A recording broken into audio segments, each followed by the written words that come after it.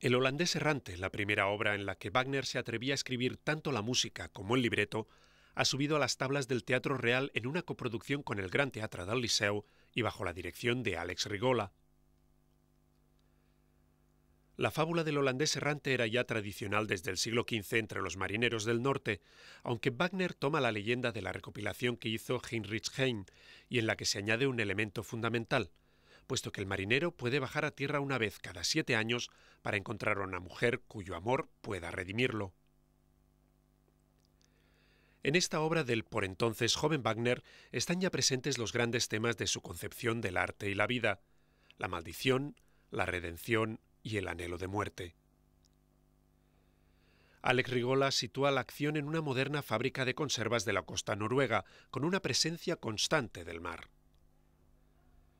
Rigola ha acercado la fábula del marinero condenado a errar a las angustias del hombre de hoy, obstinado en obtener una felicidad ilusoria, cuya inaccesibilidad provoca la frustración o la muerte.